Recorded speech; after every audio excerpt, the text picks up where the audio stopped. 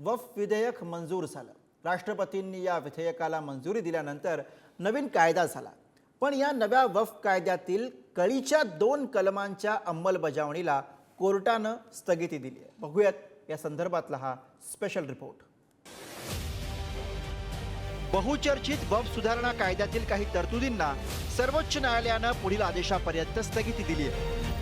तुम्ही हिंदू धर्माच्या संपत्ती संदर्भात असणाऱ्या समितीवर मुस्लिम समाजाला स्थान देणार आहात का?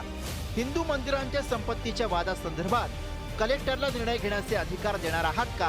हे प्रश्न वक्फ कायद्याच्या वैधतेला आव्हान देणाऱ्या याचिकेच्या सुनावणी दरम्यान देशाच्या सर्वोच्च न्यायालयानं केंद्र सरकारसमोर उपस्थित केलेत। केंद्र सरकारनं वक्फची परिस्थिती जैसे थे ठेवावी, नव्या वक्फ कायद्यातील 2 कलमांना स्थगिती दिली आहे। गैरमुस्लिमांची वक्फ बोर्डावर नियुक्ती करण्यास विरोध केलाय। सध्याच्या वक्फच्या संपत्तीवर कोणतीही कारवाई होणार नाहीये। डिनोटिफिकेशन अथवा कलेक्टरद्वारे बदल होणार नाहीत। पार्लियामेंट में भी मैंने उस पूरे बिल की मुखालिफत की, तो ये कहना कि मैं दूसरे बिल के प्रोविजंस को मान लूंगा, ये सवाल ही पैदा नहीं होता। हम पूरे उस बिल को उस एक्ट को अनकॉन्स्टिट्यूशनल मानते हैं और ये आर्टिकल 25, आर्टिकल 26, 14 और 15 और 29 का ग्रेव वायलेशन है। ये हम पहले से ही बोलते आए। कोर्टाचा आदेश केंद्र सरकार इम्प्लिमेंट करेल। आमचं बिल तर क्लिअर आहे, आम्ही काय कोणाची जमीन घेत नाही। एकदम वक्फ तुम्ही समजून घ्या। आम्ही जे काही जी वक्फची जमीन म्हणा, जे काय योजनाच आहे ते मुस्लिम बांधवांच्या गरीब लोकांचं संगोपन करण्यासाठी आहे। सरकारने घेतला निर्णय की सर्वसामान्य मुस्लिम समाजाला त्याचा बेनिफिट व्हावा। सर्वोच्च न्यायालयानं कायद्यासंदर्भात उपस्थित केलेले प्रश्न आणि याचिकाकर्त्यांच्या युक्तिवादाला उत्तर देण्यासाठी 1 आठवड्याचा कालावधी मागितला। त्यानंतर न्यायालयानं केंद्र सरकारला 1 आठवड्याचा कालावधी दिला। तसंच या काळात वक्फ काउन्सिल आणि वक्फ बोर्डांमध्ये कोणत्याही नवीन नेमणुका होणार नाहीत हे सुद्धा स्पष्ट केलं। वक्फच्या कोणत्याही संपत्तीच्या स्थितीमध्ये म्हणजे त्या खुल्या करणं किंवा त्यांची सद्यस्थिती बदलता येणार नाही।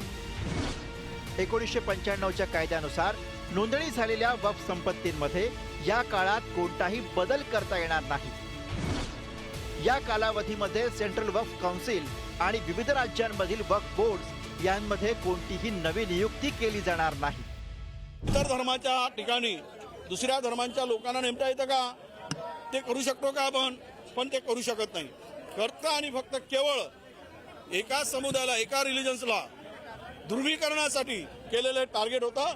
हे सर्वोच्च न्यायालयाला पटलेलं आहे, म्हणून त्याला स्थगिती दिली आहे। मी त्यांचे आभार मानतो। हे बघा, वक्फ सुधारणा विधेयकाला कुठेही स्थगिती मिळालेली नाहीये। विरोधक चुकीच्या पद्धतीने बातम्या पसरवत आहेत। या ठिकाणी सरकारने पुढील तारखेपर्यंत सरकारने वेळ मागितलेला आहे कोर्टाला आणि तो वेळ सरकारने दिलेला आहे। या प्रकरणावर सरकारला 7 दिवसात उत्तर देण्याचे निर्देश सर्वोच्च न्यायालयाने दिलेत। आता या प्रकरणात पुढची सुनावणी 5 मे रोजी होणार आहे। नॉन मुस्लिम मेंबर्सना वक्फ काउन्सिलवर केंद्र सरकारने आश्वासित केलंय की ते करणार नाही, त्यांना नॉमिनेशन करणार नाही आणि कुठलीही प्रॉपर्टी, वक्फ प्रॉपर्टी ऑलरेडी डिक्लेअर झालेली आहे त्याच्यावर कारवाई करणार नाही। कारण नवीन ऍक्ट प्रमाणे कलेक्टर कुठल्याही प्रॉपर्टीला म्हणू शकतो नाही आता पब्लिकला या प्रॉपर्टीची गरज आहे आणि आता आम्ही वक्फ मधून काढून घेणार आहे, त्याच्यावर कारवाई सुरू करू शकतो। या 2 मेन पॉइंटवर सुप्रीम कोर्टाला केंद्र सरकारने आश्वासित केलेलं आहे, त्यामुळे कुठलीही अंतरिम स्थगिती कोर्टाने दिलेली नाहीये। वक्फ कायद्यासंदर्भात कुठलीही स्थगिती न्यायालयानं दिलेली नाही असा दावा सरकारी पक्षाकडनं केला जातोय। तर विरोधक आणि याचिकाकर्त्यांनी या कायद्यातल्या तरतुदीला दिलेल्या स्थगितीमुळे समाधान व्यक्त केलंय। त्यामुळे सर्वोच्च न्यायालयातली पुढची सुनावणी महत्त्वाची ठरणारी असेल। शिवाजी काळे, पुढारी न्यूज, दिल्ली।